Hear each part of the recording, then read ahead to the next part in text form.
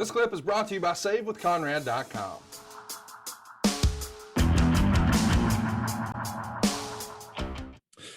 The first match gets a ton of time. It's Konnan and Eddie Guerrero for the United States Heavyweight Championship. I love Konnan in this era. I think everybody understands that Eddie Guerrero is one of the all-time great performers. Meltzer dug it, and he gave it 3.25 stars. A bit of a babyface match here because neither guy is yet a heel. What'd you think watching this one back for the first time in 25 years? Well, you know, Konnan did have a following. He was a huge star in Mexico. Yep. Eddie was just simmering. Eddie had not become a star yet. Right. But his work already was star laden, if that's the proper. I mean, that guy could do some incredible stuff I'd never seen before. It might have went a little too long. Yeah. You know, because the fact is you better be in shape with those cruiserweights. Yeah. Brother, they zip. Konnan was no spring chicken, not to say he still was not good shape, but cardio shape with a guy like Eddie, whew, I know he'd have blown me sky high. That's for sure. The guys did some hard work here, but Meltzer didn't love the finish. He says, after several more near falls, Guerrero went for a Thez press, and upon landing, he hit his groin on Konnan's head, selling it as a low blow, and Konnan rolled over for the pin. The finish was weak, and the announcers tried to sell it as Konnan doing it intentionally. Even if that was the idea, it meant they screwed up the finish because based on what happened, it was Guerrero who crotched himself rather than Konnan overtly or accidentally doing it. The negative about doing a low blow finish was that they do about 30 more low blows for the rest of the show, and none of them lead to a pin. I don't know. Maybe Eddie had a more sensitive groin area. I don't know. No, or no thought was put into it, or the rest of the show, or what you had planned. You know, that's and that's the first match on the show.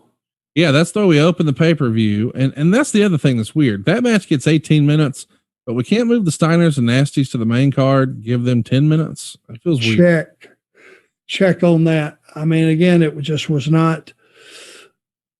All the thought, I think, for this show was headed towards that last match and how they were going to pull that off. And a lot of stuff got skipped over. The first match of the night is critical. It's important on any show because it sets the mood for the night.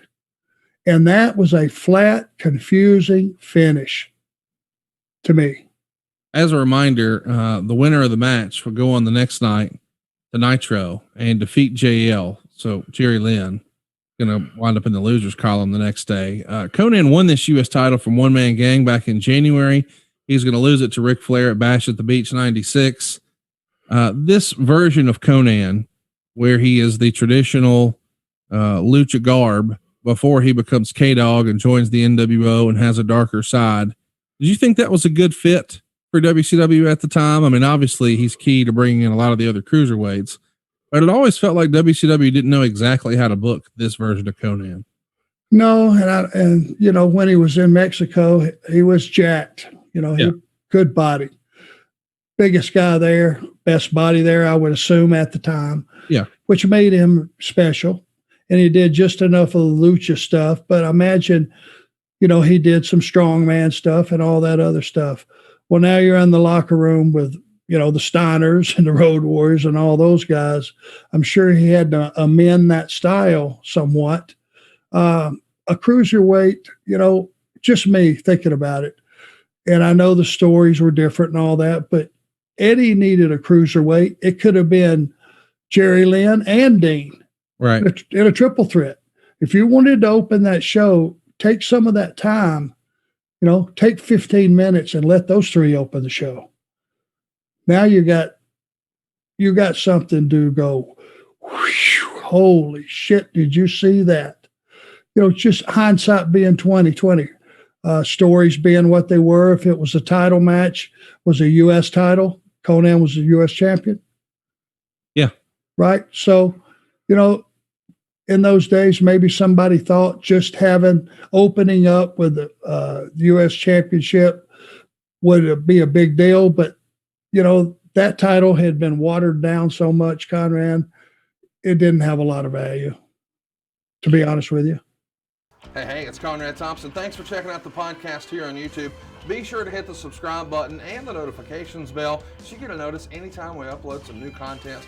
And go save yourself some money right now. If you're in a 30-year loan or you have credit card debt, it's not a matter of if I can save you money. It's a matter of how much. Find out right now for free at SaveWithConrad.com.